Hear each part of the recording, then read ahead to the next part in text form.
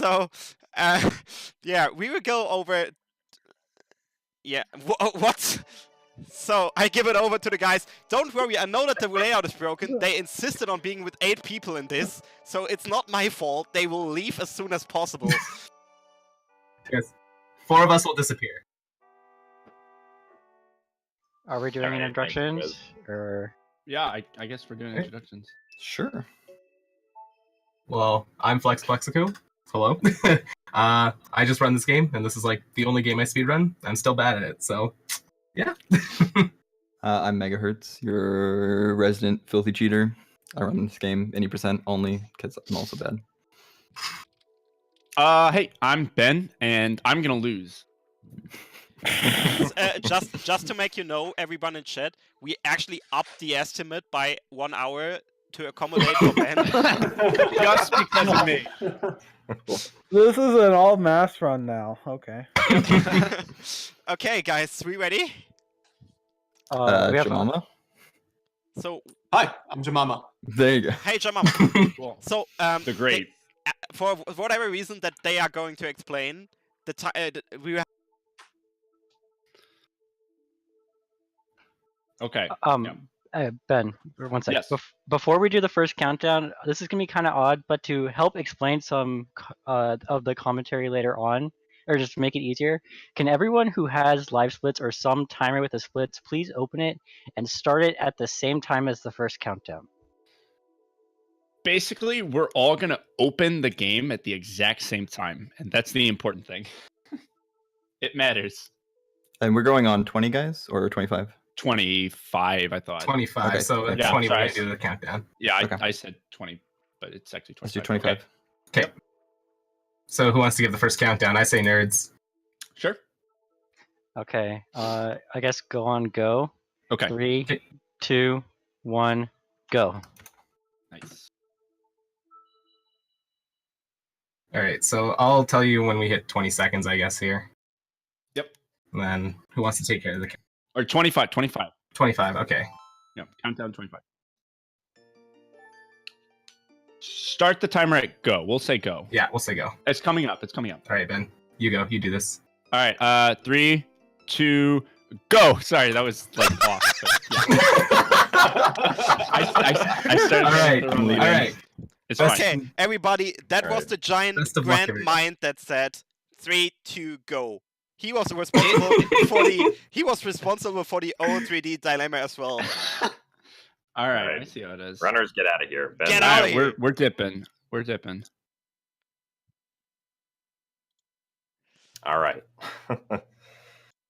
Do we want to do our own roll call now? Yeah. So we're the commentators. So you've met me before. I'm Fox. I'm Gymnast. I run this game, and we'll be running it at SGDQ. I'm nerds. I'm not smart.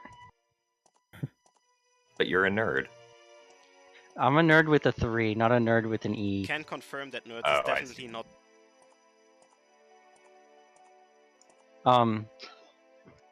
I love you too, Trez. But yeah, this is MM3D. If you know, are any familiar with the original Majora's Mask, you know that first cycle is pretty boring. That still holds true. There is a route where we actually do something useful in first cycle, and I don't know if any of the runners are doing that. So we'll find out in like what 12, 13 minutes. Yeah, about then.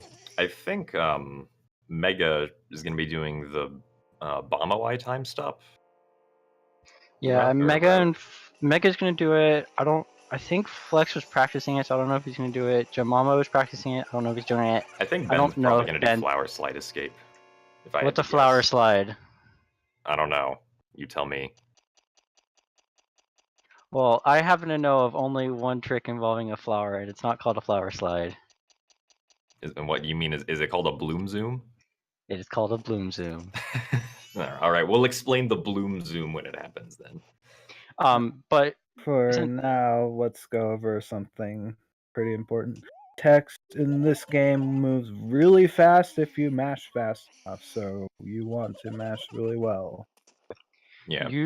Usually languages matter in a Zelda game. In this game, there's only, a handful of text boxes where language differences actually matter, and it comes up to less than about 5-second difference between the fastest and slowest language for this category.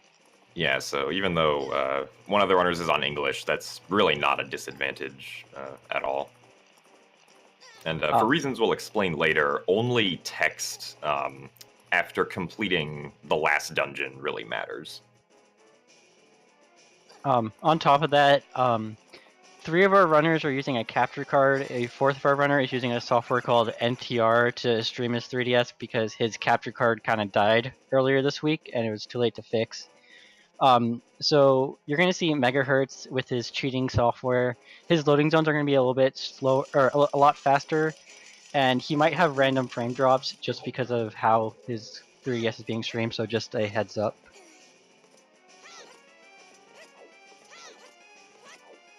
Yeah, so now we've gotten to the most difficult part of the run, which is getting across these logs.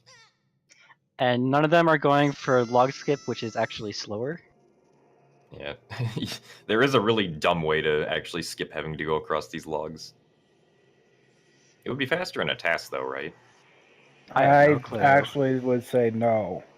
Oh, really? Oh, okay. I would also say that why would you do that when you're skipping one of the best features of the game, and which are the flips? Well, yeah, I can't argue with that logic, I guess. The flips Well, are nice. Cassie just side hop up the logs anyway.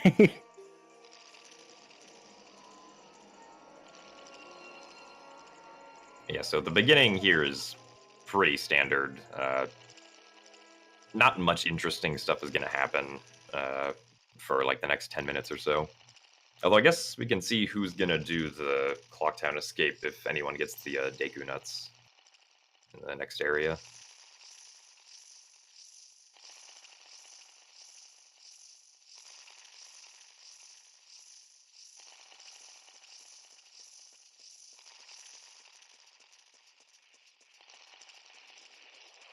I don't believe there's any difference in How loading fast you times. go is not dependent on that, because I believe they cap the clock speed for in this game normally.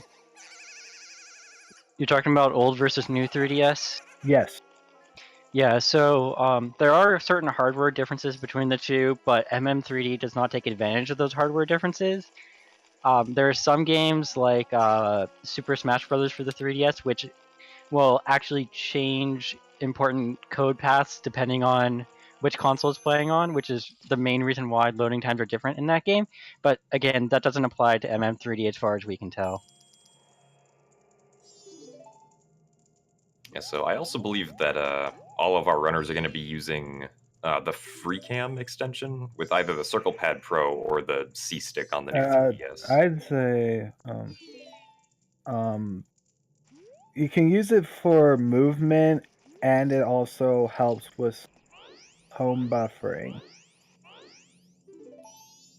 Yeah, so if you were here for the OOT 3D run, you may have remembered that the commentators said that frame perfect home buffering like isn't really an option most of the time, or really any of the time in OOT 3D.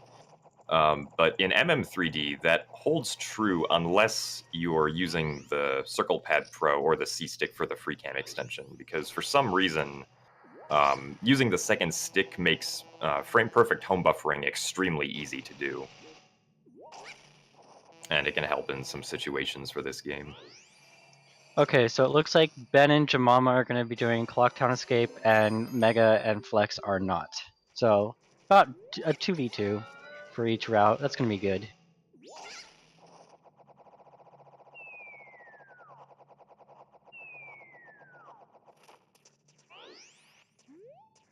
Oh, Flex fell off.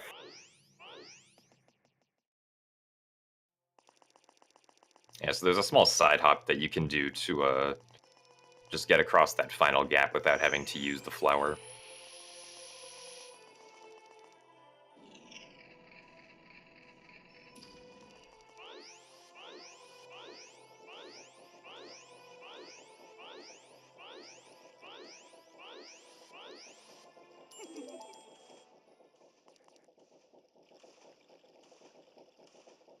And unfortunately, we can't skip the Happy Mask Salesman cutscene here. We can pause with the inventory right now, but because pausing with the inventory requires using the touchscreen, it takes 2 frames to do so. Eventually, we will get the ability to skip cutscenes by pausing every single frame, but we don't have the ability to do that yet. And even so, with the fast text, we go through this Happy Mask Salesman cutscene faster than I think it takes N64 to pause buffer to skip it. Don't quote me on that though.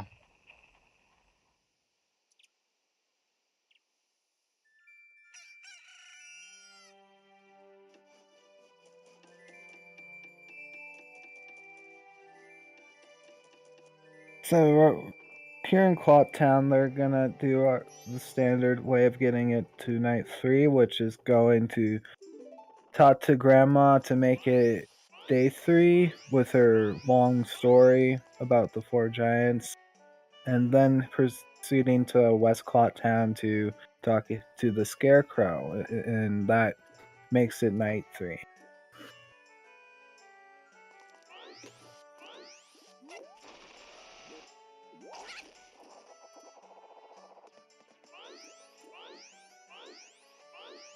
By the way, just to get into this quickly, we have an challenge coming up soon again, which is for Twilight Princess HD, which is not far away, actually only like 3 hours away, and that's a 4-way blindfolded Ganondorf fight. So we have a really hard speed game right now. TPHD is easy as shit. Make the runners not feel bad, so it's not easy as shit, but it's easier than MM3D. So make the I runners... would disagree with that. It's not? No, it's not. Is MM3D that easy? In my perspective of having run both, I would say MM3D is easier. Oh god. Okay, I haven't said a thing. Still, make the runners suffer. That's way better. 4-way blindfolded Ganondorf. Only $235 array. Make that happen so we can finally catch the 2K. So, yeah. Have fun. So, yeah, other than... So, we've got Clocktown Escape coming up, and you want to discuss that a bit, or we can discuss that when they get there, some of the owners get there. Well, yes, so in the original game, you can easily escape Clocktown by just backwalking against the guard in, is it East Clocktown, I think it is? Yeah. Yeah, unfortunately, we don't have that easy luxury in this game, but we do have another kind of complicated way to escape Clocktown. And if you've never seen it before, it is a really cool trick.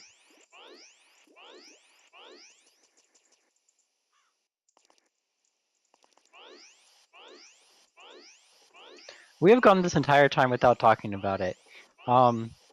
From this game from the N64 version to this game, Grezzo made some changes to the movement mechanics, and spinning his Deku just sucks. Yeah, for some reason, like, the acceleration as Deku Link takes a lot longer to get to full speed.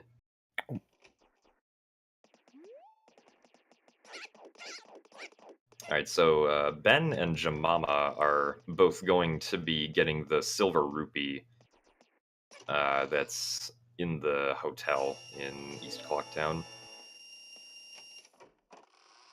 And they're going to use that money to buy the bomb bag as Deku Link, even though normally we can't use bombs as Deku Link. But it's all for the Clocktown escape.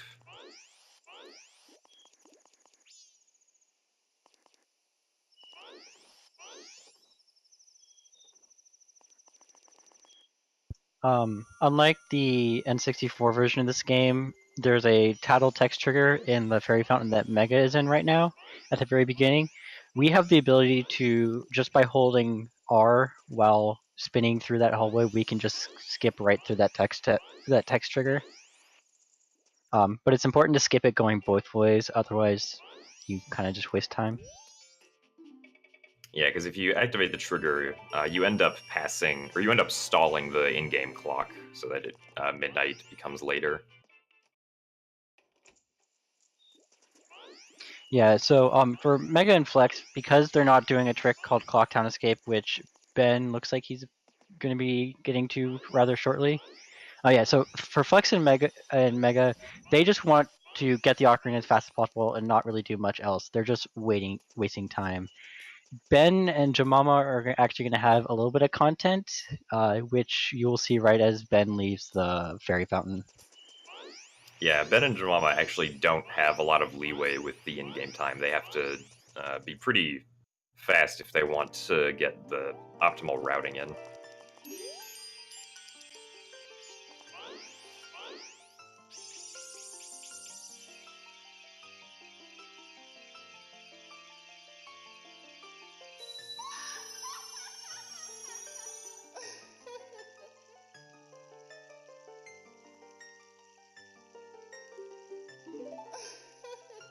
So right after Ben and Jemima get magic here, they're each going to be heading off to the flower that's on the left side of the exit to the fairy fountain in North Clocktown. And using that flower, they're actually going to be performing a restricted items glitch so that they can pull out a bomb as Deku Link. And the restricted items is pretty precise, so they're each going to be using the easy one-frame home buffering to execute it. And then using that bomb as a damage source, they can shield as Deku and burrow into the flower at the same time as the bomb explosion goes off to get what's known as a flower slide. And using that... What's a flower slide? Oh, I'm sorry. They're going to be doing a bloom zoom. There you go. Yeah, right now Ben is falling as Deku Link on the flower. He switched his bombs to his X button, and right as he hits the ground, he has 2 frames in which he can pull out a bomb. So he pulled out a bomb and put it to the side, and now he turns around and he's going to buffer to try and find 2 visual frames of the bomb's explosion. And he has 1 more frame to buffer. Alright, yeah, so we got one of the big red frames. Did he crash?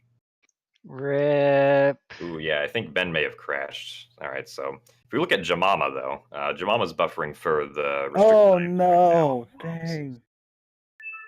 Jemima can't see the bomb, though, because of its positioning, so this might be a little bit tricky for him. I think he should be able to see the big red frame when it happens, though, so he's just going to keep on buffering. Yeah, so, actually I'll explain this after Jamama gets it. Yeah, so Jemima's just looking for the bomb to expand to be a certain volume, so that he can correctly time the explosion. Okay, so it looks like he didn't get it either. So I believe Jemama's now going to be going with the regular route to get to the ocarina. Is Ben coming back? Ah, here we go. I don't know if he's saved or not. He didn't. It isn't that his stream is bad, it's that he crashed. Yeah, so I guess since we're not doing a flower slide escape, I'll explain this. When you're pressing the home button, okay, first off, MM3D is a great game. Absolutely written, quality piece of code, could not be written any better. And when you press the home button, you have a chance of crashing. The exact cause of it aren't quite known. It seems to happen more often on some consoles than others. And we just found out, what was it, 2-3 weeks ago, that there are actually at least 2 different types of home menu crashes, as we call them. And technically, one of them is more of a soft lock than a crash, and that's the one Ben got. And yeah. Yeah, so now Jemama's just waiting for the clock to strike midnight so he can go get the ocarina. Flex and Mega actually almost have the ocarina. They're just waiting for the Skull Kid cutscene to finish so that they can shoot him with a Deku bubble, whatever the projectile is.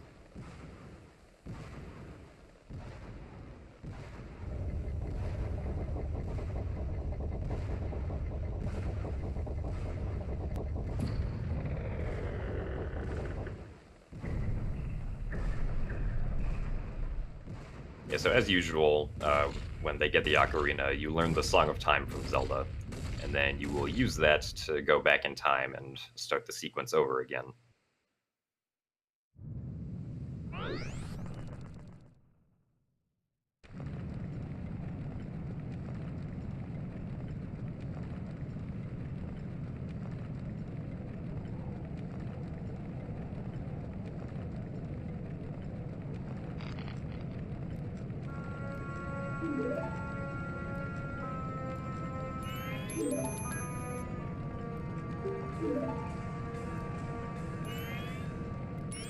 Yes, so if one of the runners had succeeded in doing the Clocktown escape, what would have happened is they would have spun around and done some backwalking as Deku Link to reach the southern swamp before midnight. And one of the differences between the original game and MM3D is that the Song of Soaring, or the place where you learn the Song of Soaring, got changed to be right at the beginning of the southern swamp instead of right before heading into Woodfall. So you can simply just walk up to it and learn the song right when you enter the southern swamp. And that's what would have happened if one of them had successfully gotten the Flower Slide escape. Don't Flower Slide escape, Jim? Really? Oh, excuse me. So you can go, Trez. What are we doing with Ben? Is he... Is he coming back? Is he quitting? It looks like he's just gonna quit because he's too far behind. Okay, The only thing you could really do is reset. Okay, I will try to set up the 3-player layout. Let's hope it works.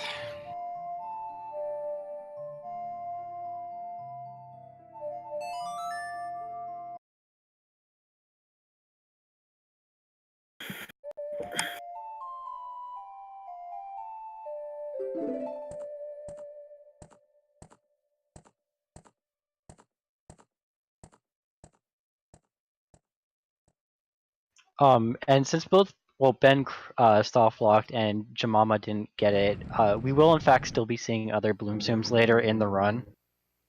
So that's not the only one in the run, but it's by far the coolest. Trez, the layout's not real. Okay, let's see how it is now. This is looking better a bit. Yeah, so another difference between the original game and this one is that the Song of Time actually will not save your game in MM3D. The only way you can save your game is at a save statue or an owl statue. So did any of you two, or Jim and Fox, did either of you guys make that mistake the first time you played through this game? Because I certainly did. I don't think No, I didn't. I was quite mad when I got the game because I closed the game trying to skip the Song of Time cutscene. so. Yeah, so now as normal, Flex and Mega are going to be learning the Song of Healing from the Happy Mask Salesman, and then they'll be getting the Deku Mask. One additional thing that the Happy Mask Salesman is going to be giving them is the Bomber's Notebook, which actually comes quite in handy during the run, during one point, which we will explain later. So it's nice that the Mask Salesman just happens to give us that. Jim, do you maybe want to set a reminder to explain why the Bomber's Notebook is useful? Yeah, let me open my Bomber's Notebook and set a reminder for that. For anyone who hasn't played the game, Grezzo added a tattle alarm feature as sort of a reminder for in-game events to help get various what are they called? The seals in the game, and complete various side quests.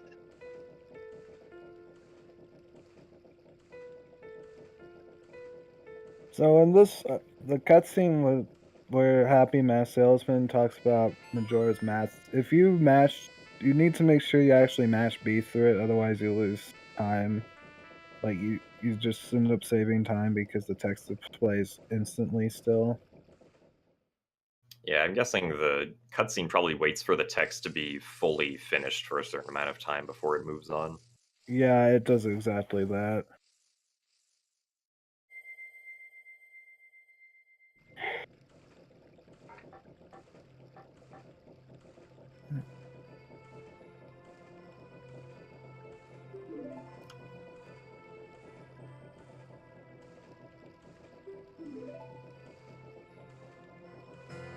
Yeah.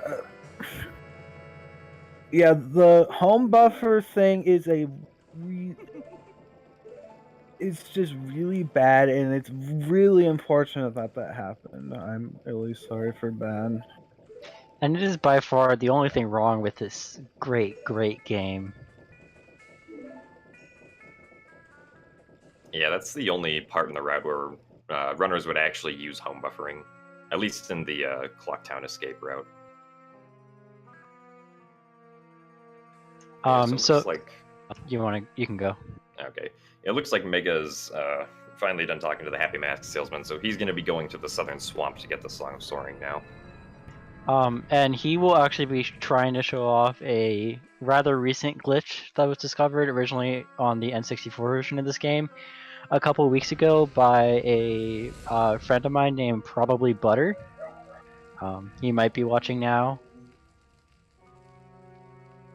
Yeah, so right now he's trying to farm the grass for a single bomb drop, which unfortunately is RNG, so it could take a few grass patches before he gets the bomb that he needs.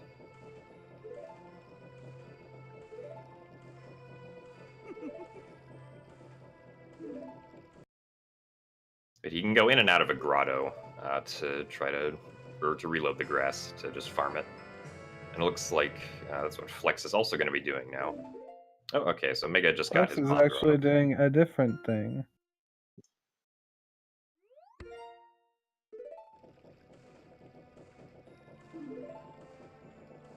There's Mega's bomb drop. So here Flex will be doing a different way to do this. Yeah. So Megahertz just got a glitch called Bomb Time Stop. Basically, what you can do is bombs are weird, and you can use bombs to act like an ocarina, and then cancel the ocarina, and you're now in time stop. And Flex got it a different way by dying in the air and getting revived before touching the ground. Both of which end up doing the same thing, which is you can walk through the Skull Cage cutscene trigger without actually watching the cutscene. Yeah, now Mega went and did a Bloom Zoom using the green shoe that was in that area.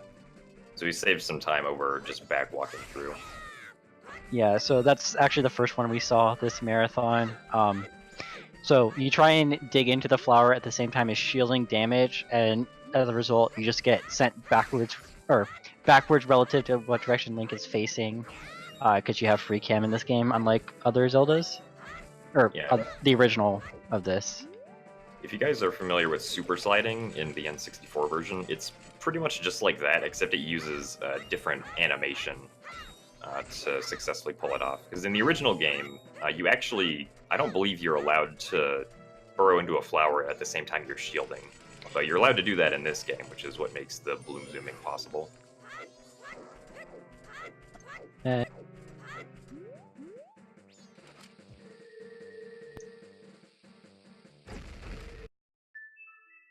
looks like Jamama's going for the time stop now.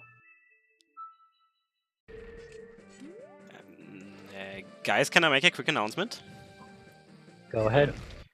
We have a $48 donation by Scrivo, who says, "I, 2K, thanks for letting me run in this, and this means we finally reached $2,000 in donations. Thank you everyone for getting us here. And let's go even further. We still have like half the marathon to go, so let's make it happen." Alright, well, thank you very much. Alright, yeah, so right now Flex and Mega both got the Song of Soaring, and they're going to be heading out to North Clocktown to then enter outside to, or not North Clocktown, excuse me. It looked like West Clocktown to then enter out and go to do the Mountain Village early side hop.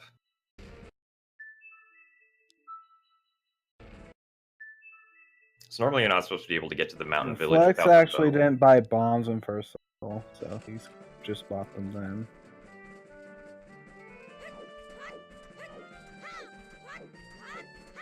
Yeah, normally to get up to the Mountain Village, you need the bow to shoot down an icicle and break some ice. But there's this little seam on the sort of ledge to the right of the icicles where you can kind of just side hop up onto some out-of-bounds collision. and just make your way around the ice. So Flex is about to do that here.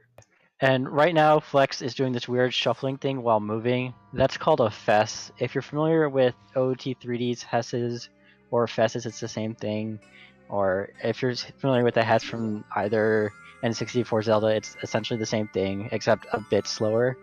And it gives some context. It's about a little less than twice as fast as rolling in this game. And a bit slower than a full-speed Goron roll.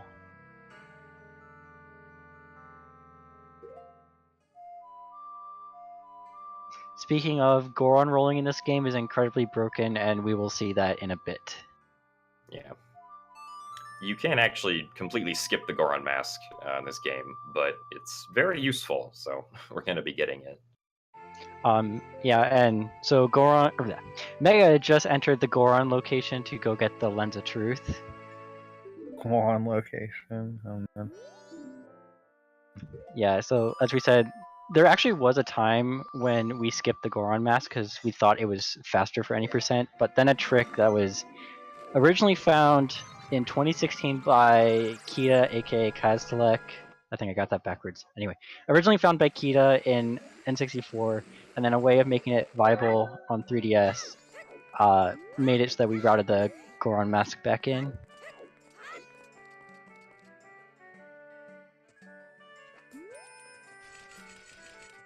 Yeah, so the entire reason we get the Lens of Truth is so that we can see Darmani as a ghost and play the Song of Healing for him to get the mask.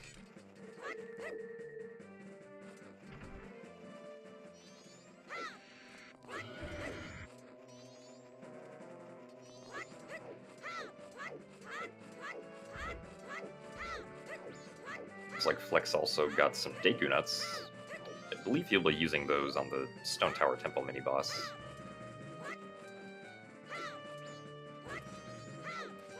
It's also important for the runners to get a Deku stick during this run.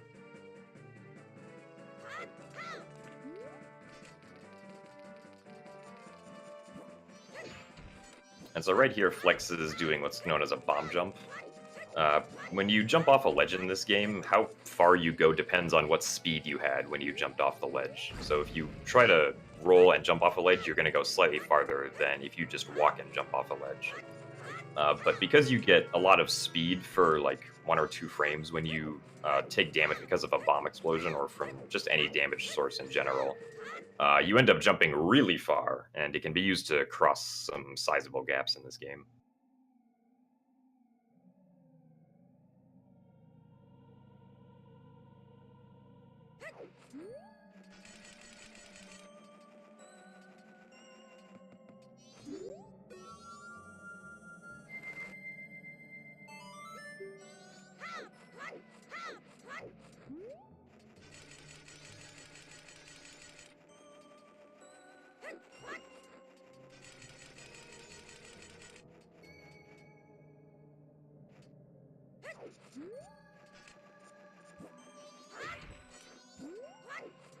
So when you climb, so did we talk about climbing up walls with? We did not. You can talk about that, Fox. So yeah, if you climb up a wall and while mashing B, you actually go a lot faster while climbing up it, and that will be used not just when it's getting up to getting the Goron mask, but in another place. Yeah, same thing applies to ladders.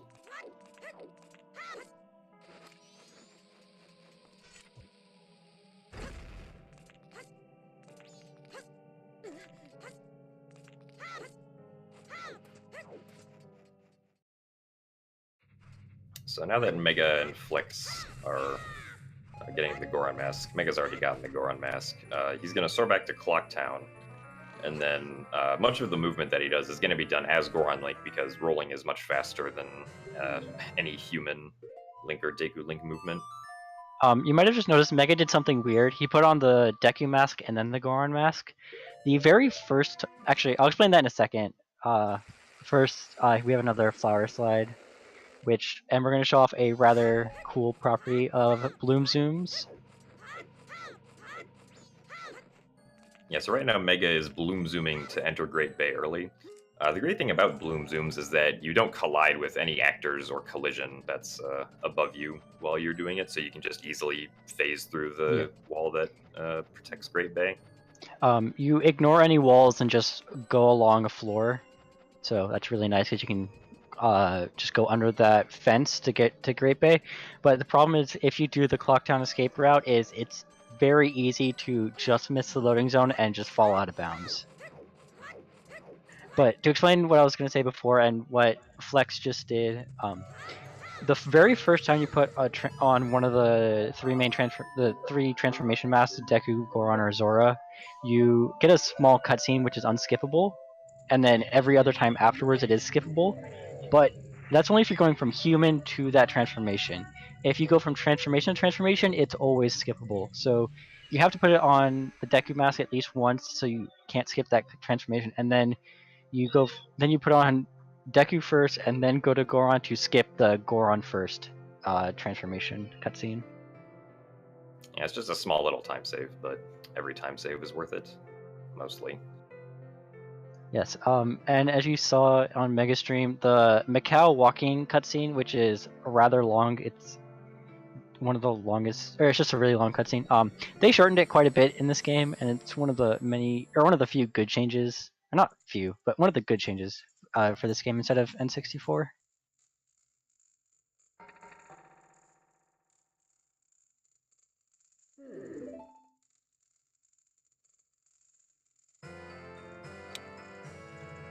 Can I do a quick donation?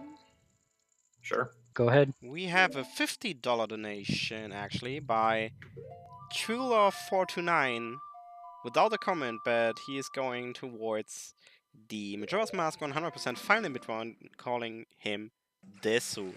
So, thank you for that.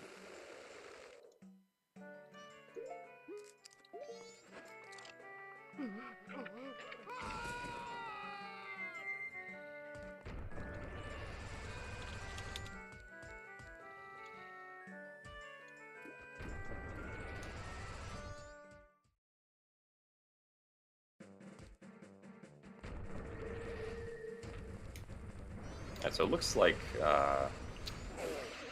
Jamama's going to be doing the bomb jump for Great Bay early instead of the flower slide. So optimally, this long jump is just a tad faster than the flower slide, but it's also a lot harder. So do you want to save a few seconds and do a really hard trick, or do you want to waste a few seconds and do a much easier trick? Yeah, the positioning and angle for this is pretty precise. Although the frame that, or the visual cue that we use for the frame to jump slash is actually very easy. He just has to keep on home buffering for it. Yeah, the jump slash itself is actually frame perfect. And that sort of shows you the extreme of like how far we can go with using a bomb to take damage off a ledge. I'd say the extreme is the Pirate's Fortress one without the mass jump. Oh god, I hated that one. That was a beautiful trick. It's so bad. I love that you had to use 2 bombs to take damage just for the setup for that long jump. Yeah, well, thankfully we don't enter the Pirate's Fortress at all in this run, so we do entirely skip the hookshot. So Mega has ripped off the Zora mask, has gotten the Zora mask. Ripped the Zora mask. Yeah, he ripped off Macau's face to wear the mask, and he's about to get a bottle. And after he gets the bottle, we have maybe 1 or 2 more items, and then this game really picks up.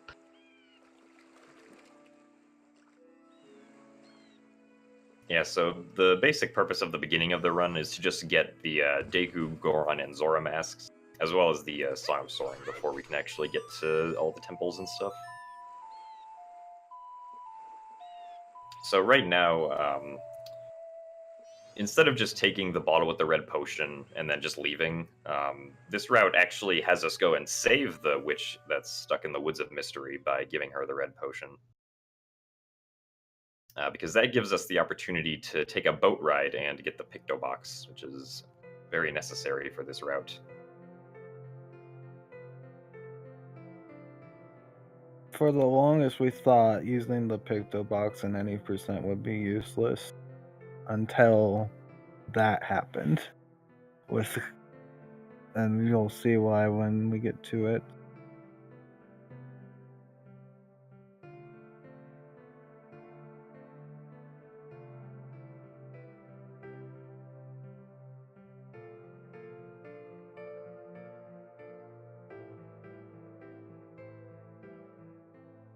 But first, there's an actual trick with getting the Picto Box. You don't want to get on that boat. It's slow. You'll lose you'll lose a lot of time if you get on the boat. So what they're gonna be doing is they're gonna talk to her right in front of the door. She'll give you the box, and then you'll exit out. But how that works is she can't talk to you if you're in front of the door. So yeah, that prevents it from automatically occurring. And so you can just leave. Yeah, because we can just get to the Deku Palace using Goron Link's rolling. He rolls fast enough so that there's not enough time for the game to kill Link before he gets there.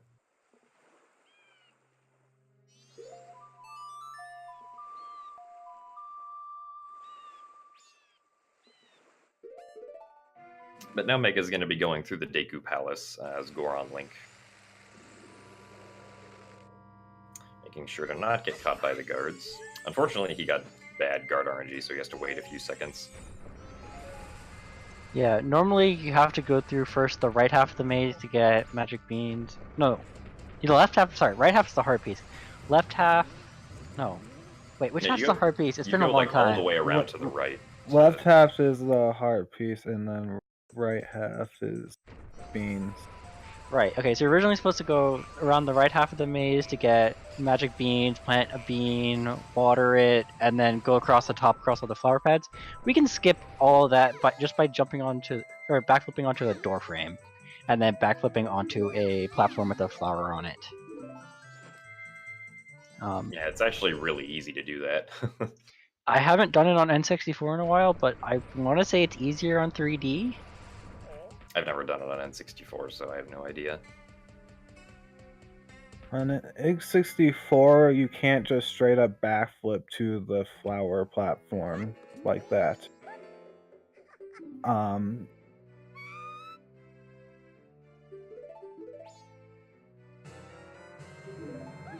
You can jump slash onto it, but you can't like just automatically get up.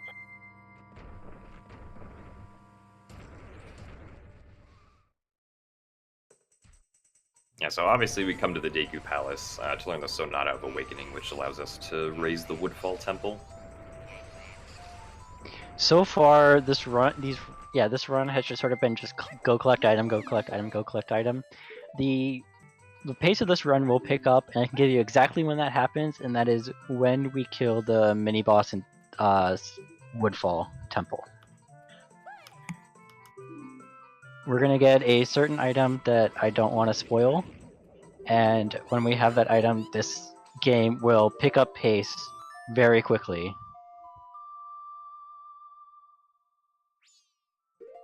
Yeah, so here Mega's going to be doing some precise long jumps to get between these orange flowers. Alright, nice. He made the first one. The first one's definitely the hardest. The second one's pretty easy. But unfortunately, he doesn't have enough health to do the next one. The first one's actually the most important, because at that first flower, there's a cutscene trigger that's added to this game. So you'd have to... Normally you watch that cutscene if you like casually playing. It just does a span. It just like does like a camera span of the area, and that's it.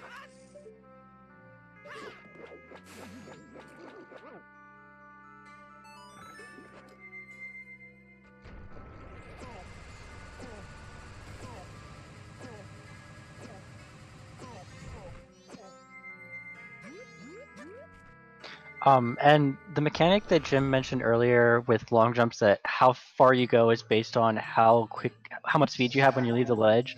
The same thing applies to Deku hopping.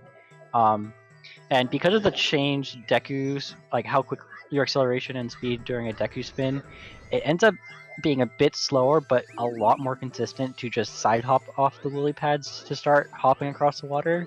Just because there are some parts of the Deku spin animation where you have, if you just spin off the lily pad, you have almost no speed and you cannot make it to the next platform and drown.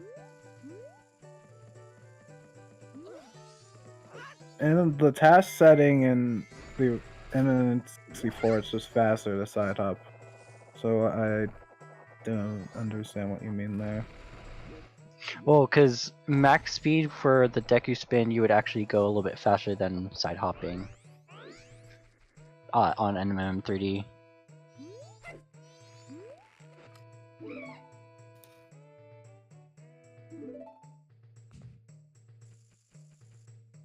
Alright, so Mega's just entered into the Woodfall Temple here. If he does the first half of it correctly, he should get the bow in about a minute, I believe. So first he's going to use Goron Link to get up onto this tree log right here. And then I believe he's just going to use Deku Link to fly to the end of the room. There is a bomb jump that you can do, which looks kind of cool because Link does a flip during it. But it is a little bit precise, and it only saves a few seconds. But now we get to the really interesting long jump. So right here, Mega's going to be using the sword to line up precisely on a ledge. And then using the camera, he's going to turn to the right and then place down a bomb, and then put on Zora Link. Oh, it looks like he placed the bomb too early. That's okay, though, we can just place it again. And before this bomb jump, he's going to hold A so that he gets a diving animation and can then jump off the giant torch to the other side of the room. If he didn't do that, he wouldn't be able to jump far enough to get the roll on the torch. As an added difficulty to that, he had to just barely touch the edge of the torch platform such that he was on land, but also not be too close to the center of it because Zora Link will burn on the torch. And then he just uses that momentum, or like the momentum of landing, to just like hop to the platform, skipping half the dungeon. And now we're going to have the bow, and this game is going to pick up speed quite quickly. Both literally and metaphorically. So right now, Mega is going to be taking a picture with the Pictobox. He's also going to be... it's a very important moment in the run, so we want to commemorate it. Yeah. You can explain it, nerds. Oh, okay. So, the trick that Kita found in 2016 is a trick called Goran Missile. To put it very, very simply, if Goran tries to shoot something, so like hookshot, a bow, and pound at the same time, you go very, very fast. To give you an idea of how fast, full speed Deku spinning or Goron rolling is 18 speed. A very slow Goron missile is well over 100, and that's a slow Goron missile.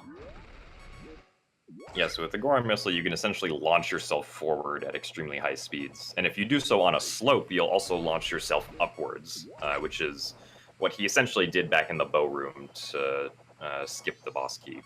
Yeah, he used the difference in height between the floor and the Deku flower to get that desired slope. And then once he shot off with the Goran Missile, he was able to maneuver using the map on the bottom screen, which unfortunately I don't think you guys can see on screen. Basically, he just builds up a lot of speed, uses the flower to angle it up so he's going up and forward, and then clips the corner, and then he kills his speed midair and just, as Jim said, maneuver into the loading zone. And that is a theme that you will see a lot in this run.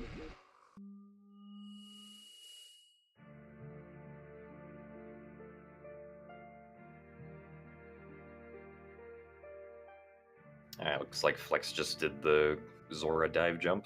He's going to be making his way to the bow also. So yeah, you're going to be seeing a lot more of the Goran Missile during this run, just due to how powerful it is. That glitch does exist in N64, but it takes a rather large amount of setup. And we had a way of doing it before last summer, but last summer, a glitch hunter by the name of Gabby El Nuevo found a way of doing it anywhere with the Pictobox. And the glitch is Pictobox restricted items, which, if you saw the OOT 3D run earlier today, it's the same concept. It's actually them trying to patch the restricted item from OOT 3D that gave us Pictobox RI, and they actually made it a lot easier in this game because if you just take the picture, you have, a second to use the item? I don't know, but it is like taking the picture isn't technically required, but it turns the restricted items from like a 1-frame window into like a 1-second window, as nerds said. Yeah, so even though taking the picture wastes a second, it provides pretty good consistency for the Goran Missile. Yeah, so basically what you do is you enter Pictobox mode, or like you bring up the Pictobox, you enter the item menu, swap the item you want to use with an item that's currently usable, take a picture, and then after confirming the text box while you're leaving pictograph mode, just press the item.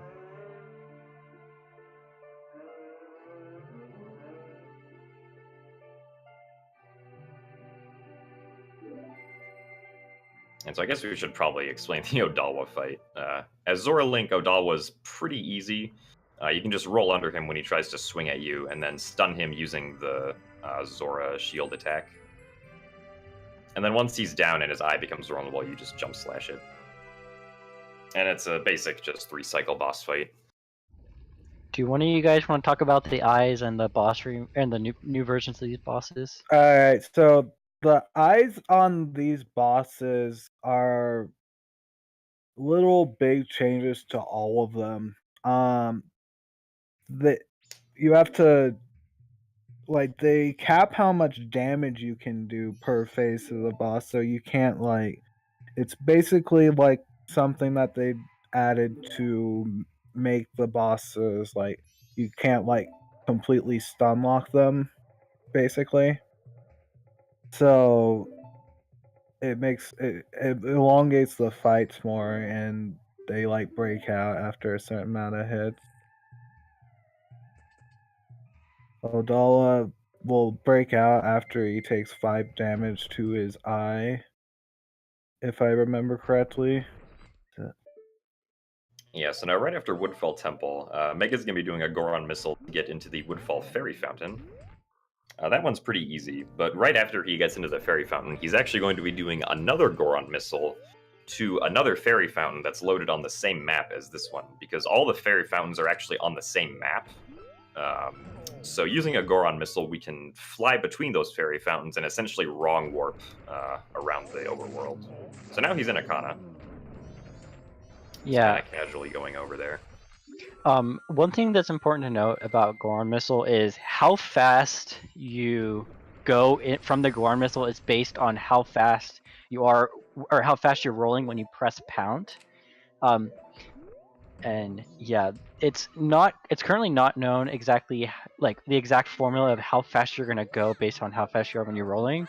But based on some empirical tests, we know that it's at least 5 times faster than a Goran Missile on N64. And so now Mega just did another Goron Missile to get into the Music Box House, because the Gibdo Mask is actually very important for this run. Yeah, we cannot do this run without Gibdo Mask. As you know, you need the Gibdo Mask to beat the Gibdo Dungeon, and yeah. Although we're not going to enter the Gibdo Dungeon, but we still need the Gibdo Mask. We kind of need it soon. Like, really soon. Like, right now. That's how important it is right now. So, if any guys remember, about 52 minutes ago, before we started the runs, I asked you guys to start a timer when everyone opened their games. If you still have that timer running, please stop it and post your milliseconds in chat.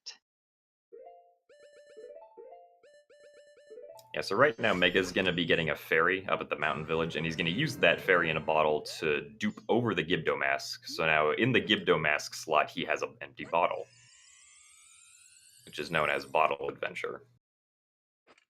He also gets to keep the real fairy, even though it looked like Link used it, he still has a fairy in his real bottle.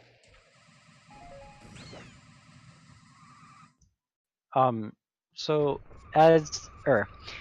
one mechanic in this game is you can catch what's called hot spring water, and after a certain amount of time, that hot spring water is supposed to cool down into regular water. The way they chose to implement this is you catch, so when you catch the hot spring water, a timer, or like the current value of a timer in memory that starts when you turn on the game is written to a list in memory, and that list has 7 slots corresponding to one of the 7 real bottles. However, we have a glitch called bottle duplication, which lets us put bottles over other items, in effect allowing us to catch it. Instead of saying bottle slot 3, we can catch hot spring water in bottle slot 27. And because of being able to catch outside of the 7 intended slots, we can do some really cool things. And with the Gibdo mask, we can change the day we're on. Yeah, so the slot corresponding, so what the Gibdo bottle writes that timestamp to, is our current, it writes it to 2 important variables: how fast in-game time is supposed to go, because you have your normal, how quickly time's supposed to go, and then you also have it after you play inverted song of time, slow it down. So it writes to that and what the current day is. So right now, Mega is going to be in day, I don't know what day he's in, but importantly, he's not in one of the normal days. So if you notice at the bottom of his game feed, the actual clock is gone, and the uses of that invalid day will become apparent after this dungeon. Yeah, he also just did another Goran Missile to easily climb up Stone Tower Temple without needing the Elegy of Emptiness or the hook shot.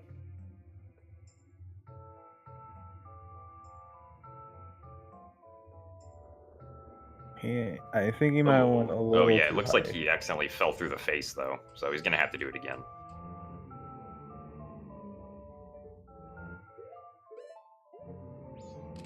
Oh no, dang. Yeah, the positioning for that can be quite tricky, since we don't have access to the mini-map on this Stone Tower map right here.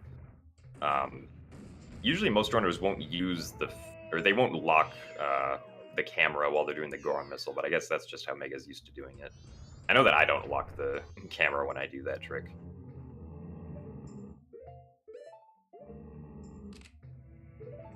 Oh no.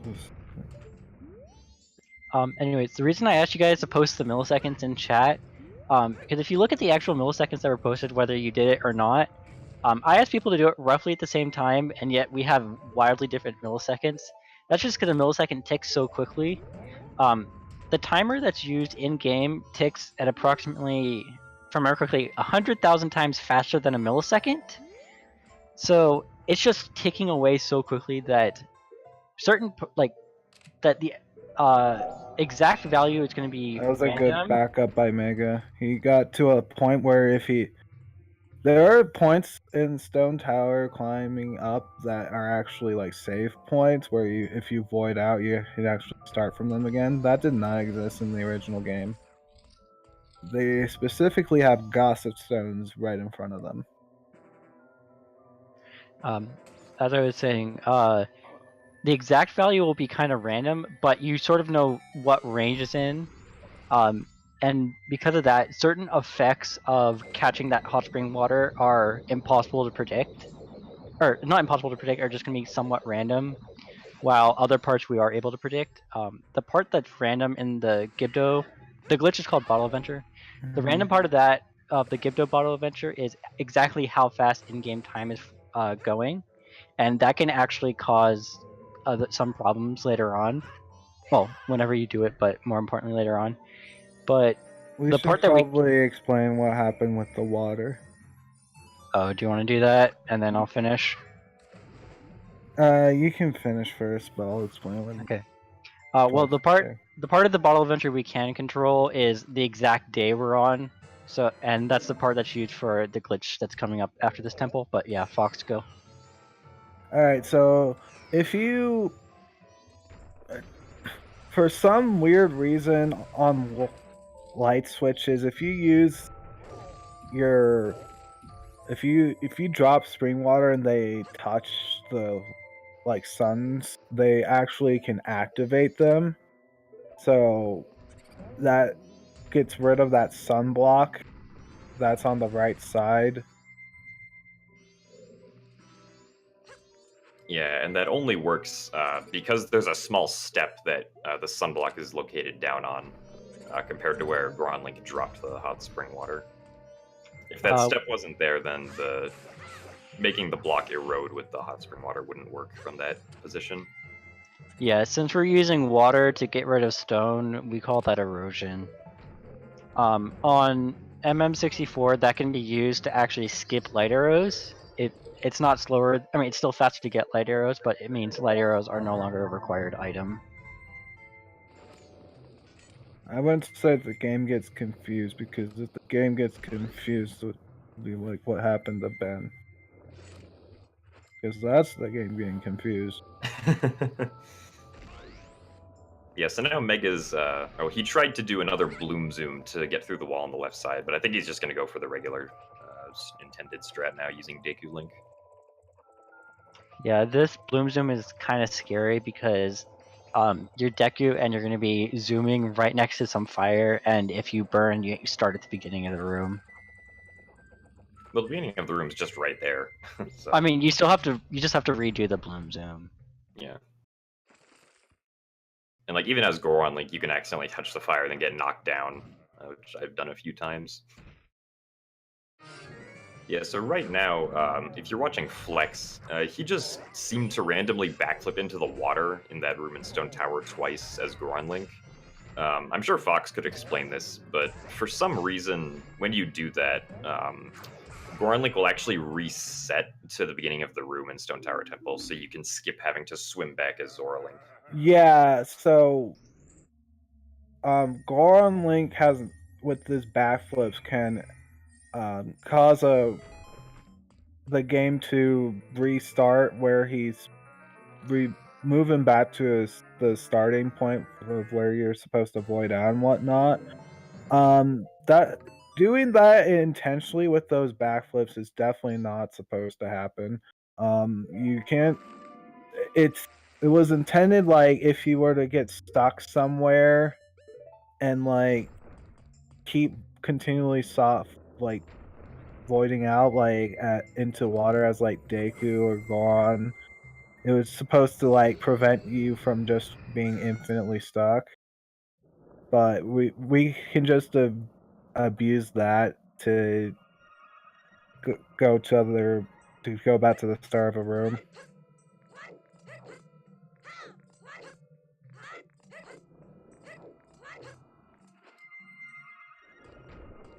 Oh, so yeah, someone asked in chat, but this run does not use any bomb shoes.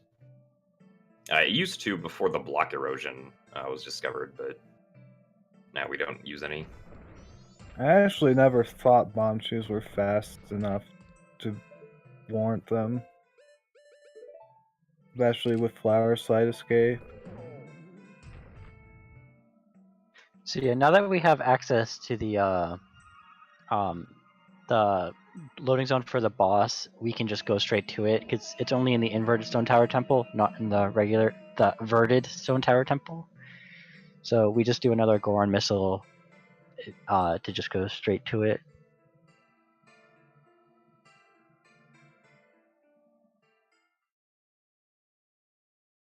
Yeah, all the runners are in Stone Tower Temple now, so that's pretty cool. Flex and Mega are pretty close. Jermama's a little far behind, but no more than a few minutes. Alright, so here's Twin Mold, and Twin Mold between this game and the N64 game has been completely redone. So So first you defeat blue, and then you defeat red in that order.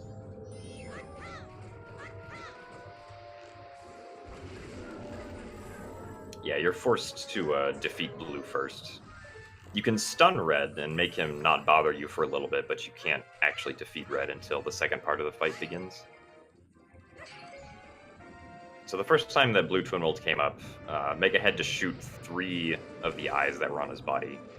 Now when he comes up, there's actually going to be 5 eyes on his body that he has to shoot for Blue Twin Volt to come down. Oh, and it looks like he got them to appear really quickly, so that's pretty good. The time it takes for the eyes to appear can be kind of random. So it's nice that that happens.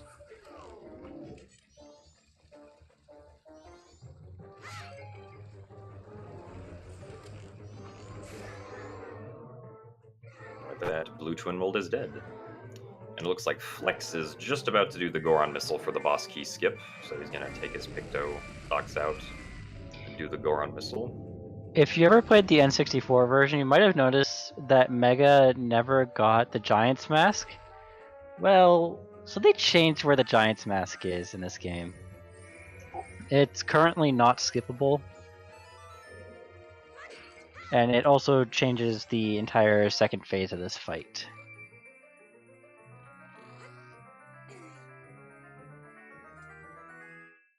Yeah, so for some reason they decided to add wrestling into the Twin Mold fight. Because when you change to Giant Link, you don't have a sword or a shield or any of your items. All you really have is your fists and your strength, which is what you use to defeat Red Twin Mold. Oh, and you also have 2 boulders that you can throw at him. So for the second phase of this fight, I just want to mention one quick thing. MM3D is based on MM64, which is based on OOT64, which is based on SM64. And I don't know, this fight kind of reminds me of a certain series of fights in SM64. Wouldn't you guys say? I'd say definitely.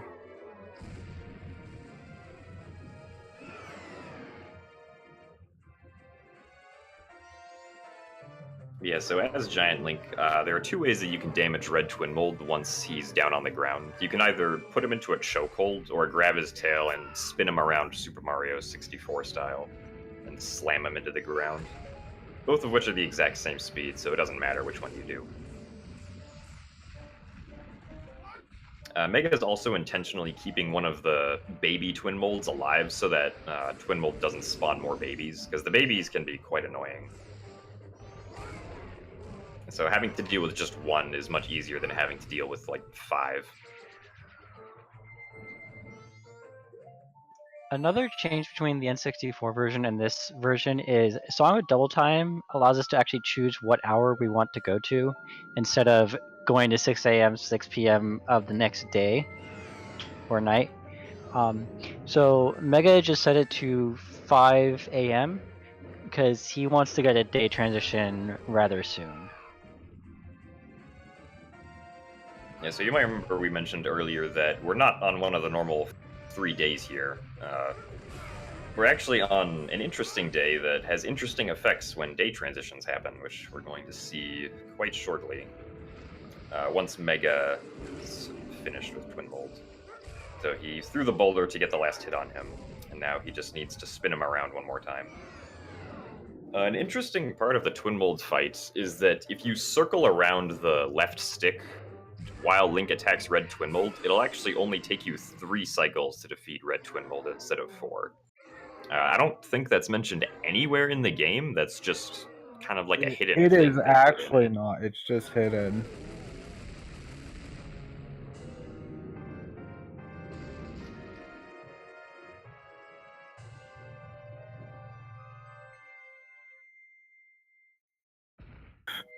That was weird. Mama got a really weird Goron Missile.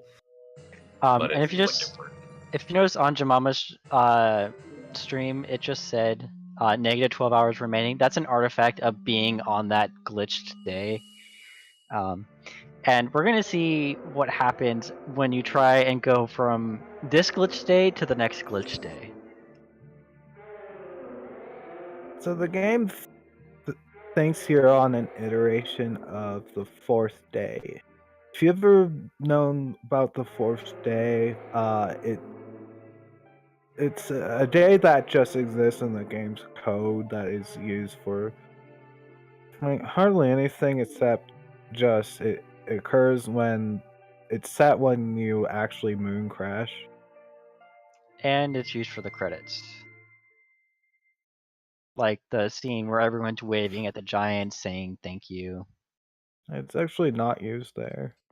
I Wait, believe. I thought it was. 99% sure it was. I will have to double check that afterwards.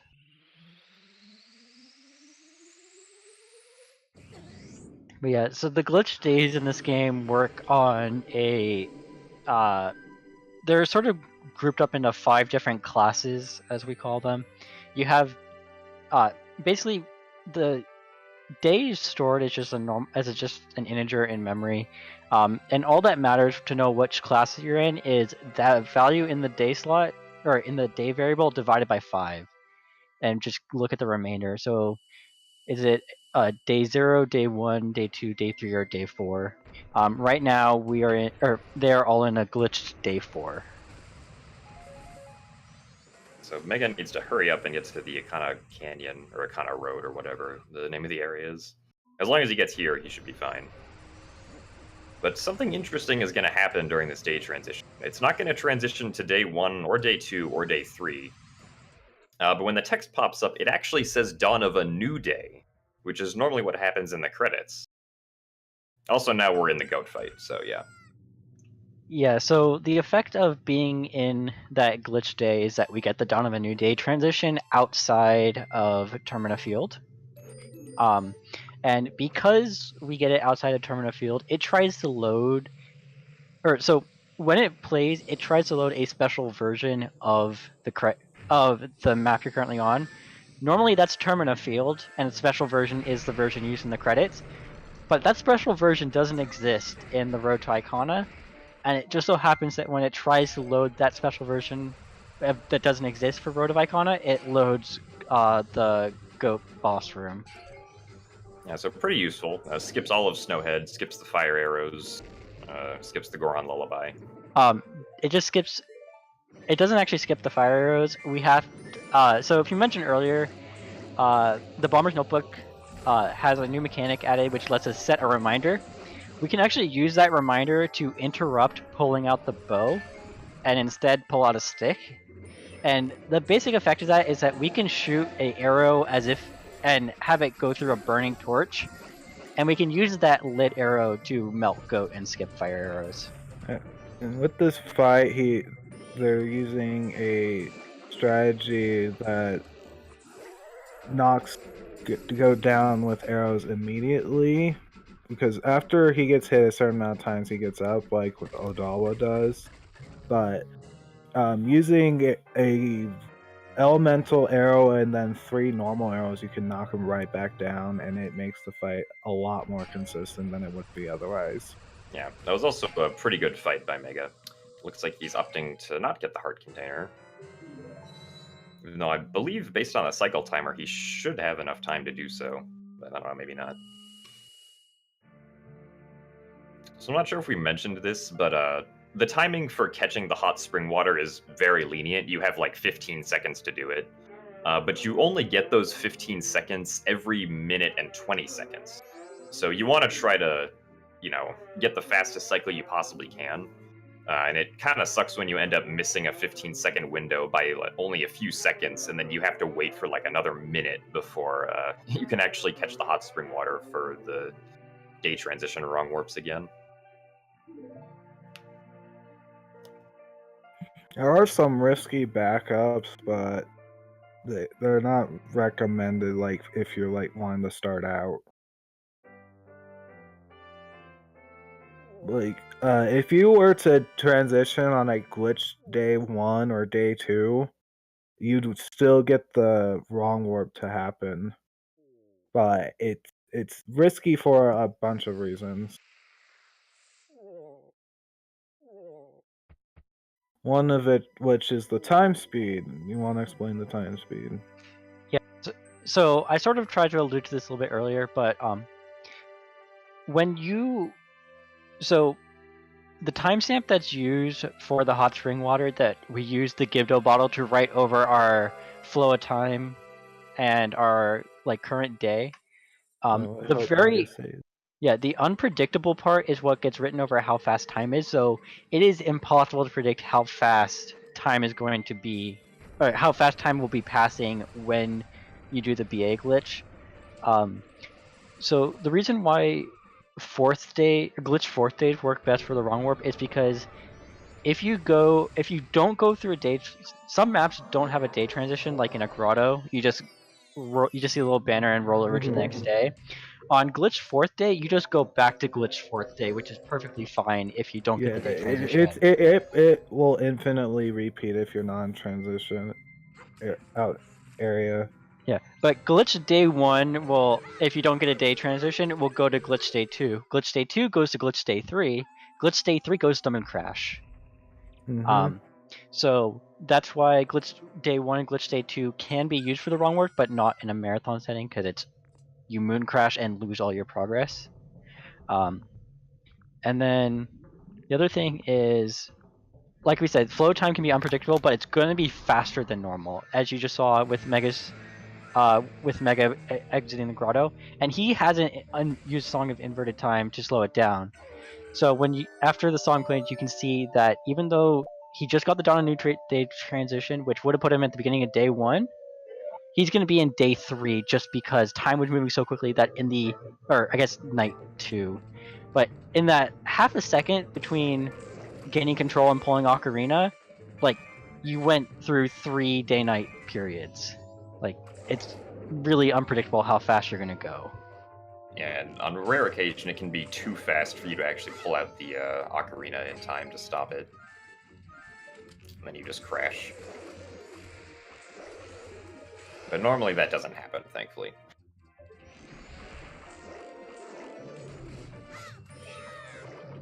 So yeah, now that Mega made his way to the fight, using another wrong warp with the day transition, the Georg fight was also changed to add in a giant eye, and there's also now a much longer second phase to the fight, where the center platform is going to go down after you get 9 hits onto Georg's eye. Mega's going to try to do a really fast strat here, where he stuns Georg right away. Looks like he got 3 hits initially, which is very nice. If he can get 2 more hits when Georg tries to spout out some fish, then Georg will get stunned right away. And, ooh, okay, I guess I miscounted that. He only got 4 on. Looks like he's going to try for it again, though. And, oh, he doesn't quite get it. Oh well. Alright, so now he just unfortunately has to wait. If he would have gotten just 1 more hit, he would have instantly stunned Georg right there. Oh, he did get nice mind placement, though, so that is nice. The basic strategy for the second phase of Georg is to use the shielding magic of Zora Link to disconnect the mines from the floor that they're on and have Georg swallow them to reveal his eye. But it takes a long time for each cycle usually, so getting the initial hit by damaging Georg 5 times can save a bunch of time.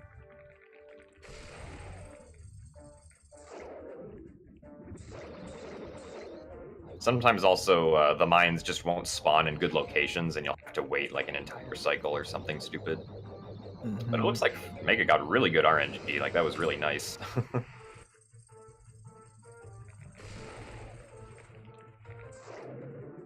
So yeah, if you that's... aren't like doing like an any percent run, but you're doing other categories, you can actually use ice arrows to fight Georg's second phase, and it actually cheeses the entire thing.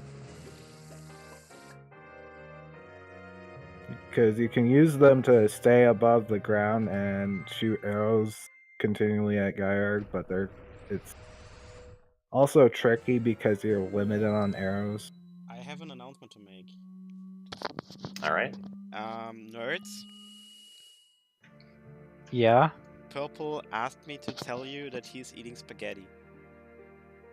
Good. That's my announcement. Photon, you should be eating more spaghetti. I dare say that was the most important announcement of the entire marathon so far. Might as well. The The purple marathon's on. Yeah, spaghetti. thank you, Purple Photon. This marathon's gonna go downhill from here. Might as well just wrap it up.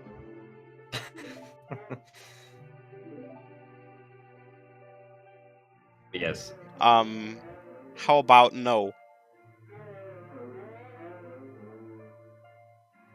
You're right, Trez. If you wrapped it up, I wouldn't be able to spend as much time with you. Oh. I'm turning gay. Spend more time with Daddy Trezco. Guys, can we just get a nice wall of Franker Z's in appreciation to our ZSR admins for putting this together? Yeah, Actually, that's definitely- Franker Z's or Mooser Z's. Take your pick. What about Floofer Z's? Do we have Floofer Z's? I actually don't know. if Trez, we have can we Floofer- get some Floofer Z added to the ZSR Oh, it's FFZ there. list?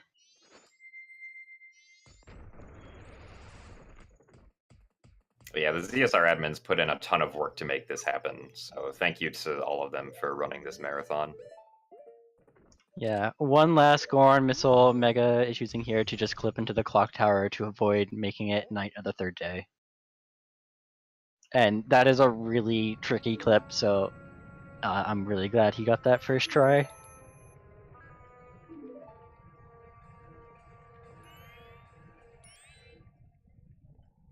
So it looks like Flex Floof is is about to there. do the wrong warp to Georg. Thank you, Trez.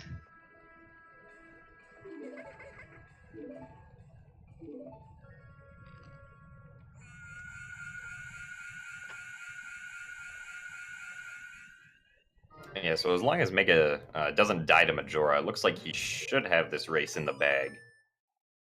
And dying to Majora is going to be very difficult to do, because if you remember, to do the ball duplication glitch, we use a fairy. We still have that fairy from all that time ago. None of the 3 runners have died, so, like, they have a backup fairy just in case Majora goes bad.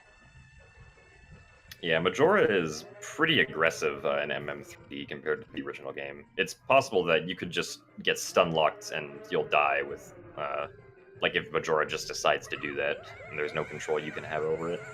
Usually that doesn't happen, but occasionally you will get that, unfortunately. The N64 version also had a nice out of sight, out of mind property with a lot of actors, which meant during the Majora fight you can kind of just ignore the remains. That doesn't happen in 3D. You kind of have to know where they are at all times. So, and as such, a lot of runners opt to kill the remains. If Ben didn't like get the home buffer shenanigans happening, he would opt to not defeat the remains. He normally doesn't like doing it. If you keep the remains alive, they can actually attack one of the Majora phases, and actually speeds that phase up quite a bit because they deal a lot more damage than even a Great Fairy Sword Jump Slash. But the downside of that is you also have to be dodging the remains attacks the entire fight. Or, yeah. It's tricky to do that, really. You have to practice the fight a lot, and the big problem is fighting Incarnation with the remains out. So, if you can do it well, then you save time, basically, if the remains work out. So, if you just noticed on Jamama's stream, he was waiting a while before actually catching the hot spring water. That's because we can start an external timer at the same time as we start the game. That was the actual reason of the first countdown, so that all the runners synced and started their game at the same time, and can keep and have an external timer to track it. So they know exactly which day they're going to end up in. So he wanted to make sure he ended up in a glitched 4th day for that Georg wrong warp. Famineers, Awabi does not. Awabi actually defeats the remains, as an example. Wabi being the world record holder for this game. Yes. You can still do a sub 10-minute Majora segment without killing with killing the remains.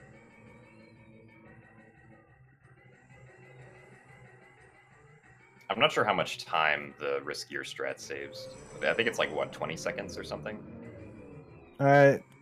Optimally, it's like 25 seconds. Okay.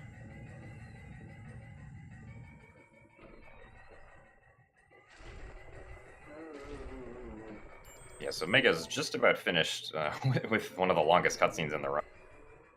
It's about to enter the moon and go fight Majora.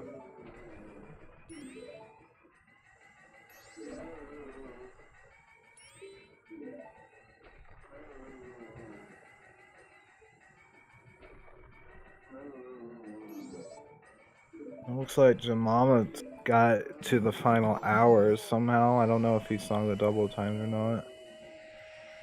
I think he may have that just may have been where he ended up, based on the rate of time. Yeah, if you end up in the final hours, it's actually fastest. Yeah, because then you don't have to do the Goran Missile into the clock tower. The doors just open and you can go right in.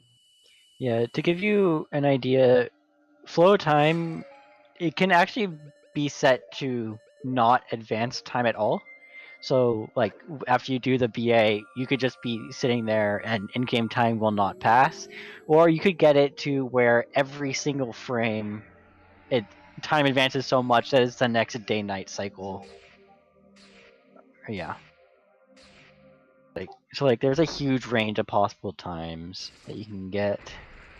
Yeah, is it possible for the rate of time to be 0? Or does it have to be, like... So flow time is 0 actually corresponds to normal time speed. It's okay. how in-game time advances is every frame it updates 2 plus the flow of time to the in-game time. So you actually want an in-game time, or you want flow of time of -2, so it's that the net change is 0. I see. But you could also get a change of 3 million, so that every frame you get it changes 3 million, so you advance to the next day night.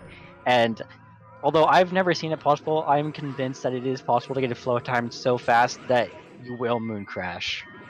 Like, you just cannot press Ocarina just because it goes quick. Like, just because by the time you could press Ocarina, you're already moon crashed. So it looks like Mega might be having a little trouble with the Majora fight here. Although I think he got lucky because I believe one of the remains managed to hit Majora. Yeah, okay, so he did get lucky. Because he was behind Majora, but then didn't successfully shoot the light arrow, but one of the masks came to his aid and shot Majora instead.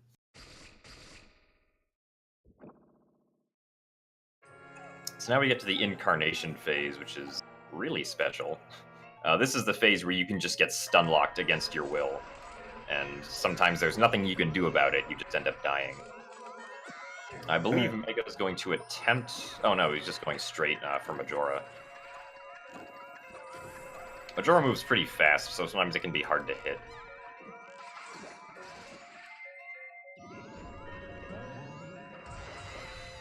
Yeah, it looks like he's going for the Goron strats. There are strats you can do as either Human Link, Goron Link, or Zora Link. I don't believe there are any Deku Link strats, at least to my knowledge. Besides Deku Sword, if you do that, but we don't do that in this run. Reminder, Great Deku Sword is the best sword in this game. It truly is.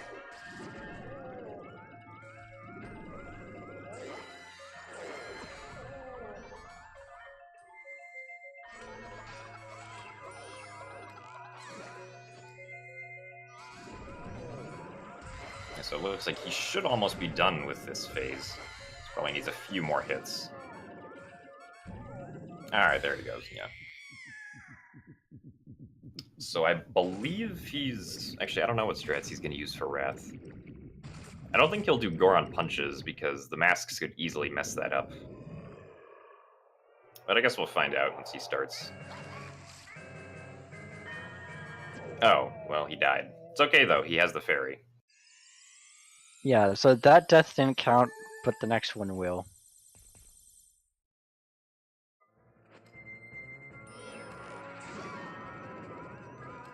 Okay, so it looks like he's going to try to wait for the remains to do this, I think. He's going to be using the Deku stick strats. He's going to try to get behind the Wrath so that the remains will shoot the Wrath instead of him. And then he's going to try to get a stun lock going on the Wrath by repeatedly hitting him with a Deku stick.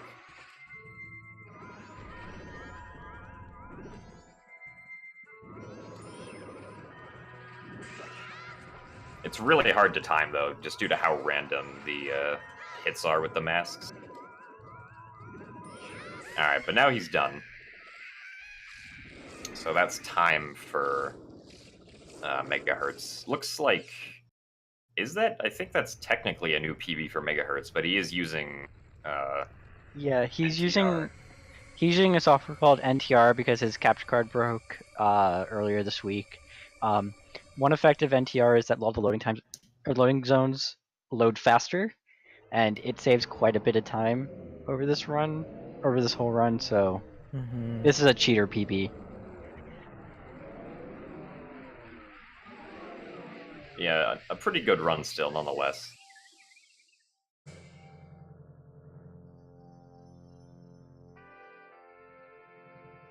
So good job to Mega for winning the race.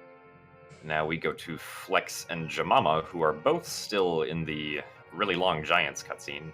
Although Flex is further into the cutscene than Jamama is. By how much Flex is time, I'm nearing not the end entirely of it. sure. I think it's by a little more than 2 minutes, though. It's more on the lines of 3 to 3.5 or so, Ah, okay. since Flex is almost done with the cutscene.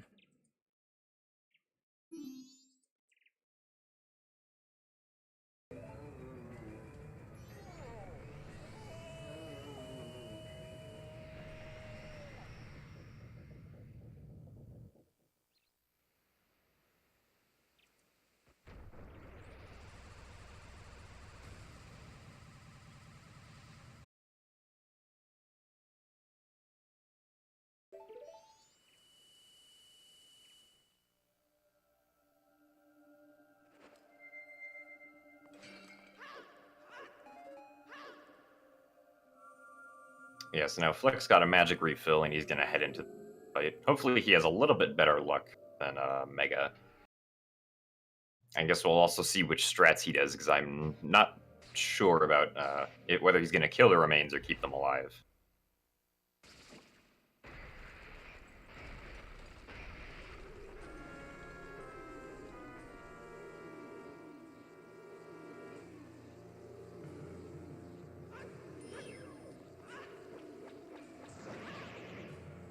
It looks like the mask was nice to start out.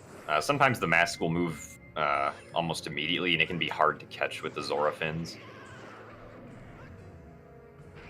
But most of the time, it's not that bad. Now the annoying part comes with the remains coming off the wall.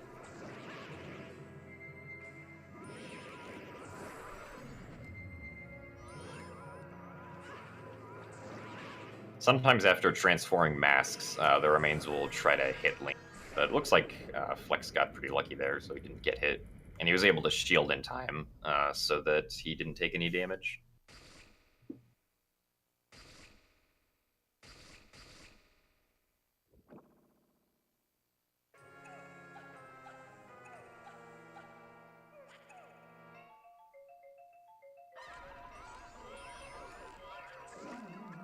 Okay, so it looks like Flex is going to be killing the remains. Each of the remains can die in 3 arrow shots.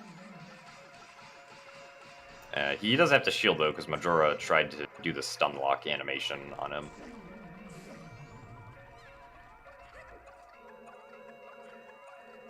He's looking for Navi to target one of the remains, but they're in really weird positions right now.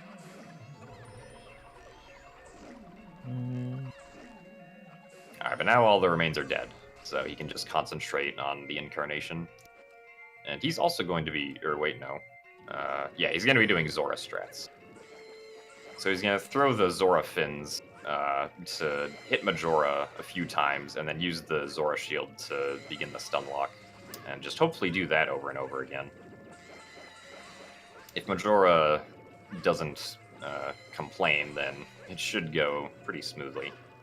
Yeah, when you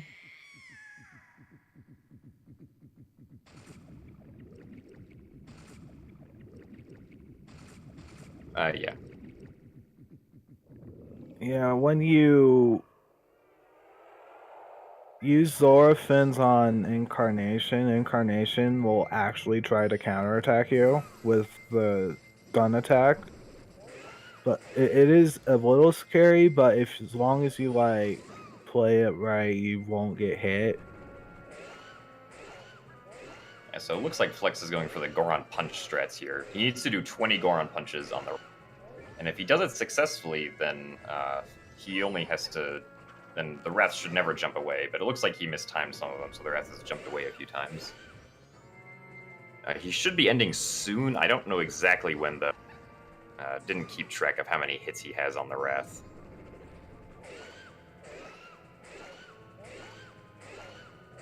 We can probably say time now. Yeah, there we go, he did finish. And it looks like that was a pretty good run for him. He only finished a minute behind his PB. So good job to Flex Plexico for his MM3D run in this race. And just as he finishes, it looks like Jamama's in the first phase of the Majora fight also. Mm-hmm. Hi. Hello. Hey. Great job on your run. Thank you. Except for Stone Tower Temple. It was a pretty good run. Yeah, so Jamama had a pretty good first phase for the Majora fight. Hopefully he can get an incarnation that was better than or just like Flex's.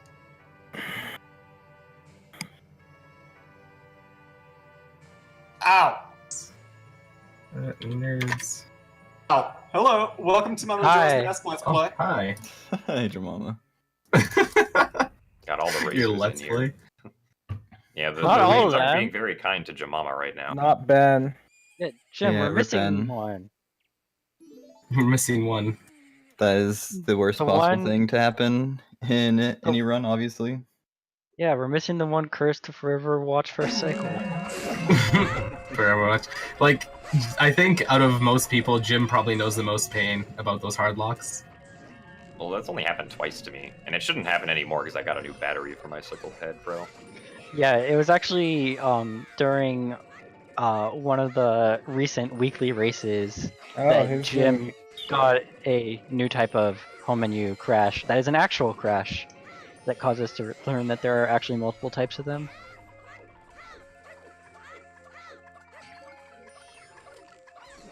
Yeah, it looks like we should be finishing well under the estimate here. The estimate was 145, right? Yeah. It was, yes. Or is, I Gave that guess. cushion for Ben.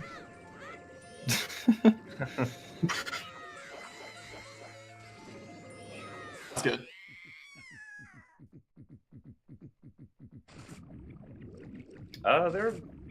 There's usually a race every week for MM3D. There wasn't a race this week, at least that I know of. It's not like a formal thing that like some communities have, like Saturday Night Bingo or something like that. It's just sort of been really informal, mostly every Friday night. But Saturday we Night just Bingo's played still a some. thing. Yes. Every Friday night, a few Brave Souls line up to have Jim beat them in an MM30 80% race. Yep. It's pretty fun. It's great. Love it. Have a great time. That's interesting. I've never seen the Wrath get hit in the air like that with the light. Oh, yeah. Well, I guess my stream's a little bit behind yours. That's nuts. Hey. I Nice. assume that's time. Like that's a 136.50, roughly. Mega, since we have you here, I gotta ask, how do you feel about your new cheater PB? This is not even his cheater PB. This isn't even my cheater PB. I think I have one Oh. worse. Like, yeah, Didn't you get a- 127.20 or something the other night. But yeah. yeah, I'm sending my capture card in to get it repaired. So real runs will return soon. It's just unfortunate timing with the CSRM. So Well, that's good to hear. That's it. Actually, all 3 runners finishing well ahead of the estimate, and we had a great race. So guys, thanks so much. Actually, Thank you, guys. I have Thank you. I have a small donation to read. In that regard. So we have $25 from somebody called Nerds with Game 58. That guy sounds like an idiot. Who Well, said did he spell it with a 3 or with an E? with an E.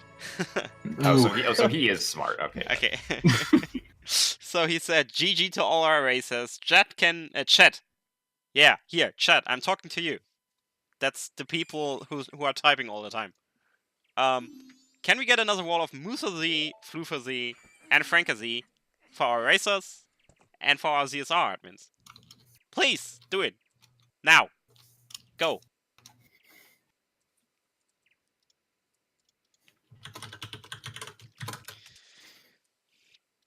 Nice spelling. Thank you so much. Flow for Z. Flow for Z. Okay then. This is lots of fun. Thanks so much to Yeah, thank you so everybody much. in the marathon and for the commentary. And yeah, thanks, guys. Thank you The so much. simple flips. Wait, Trez, where is that donation going? That donation is actually going.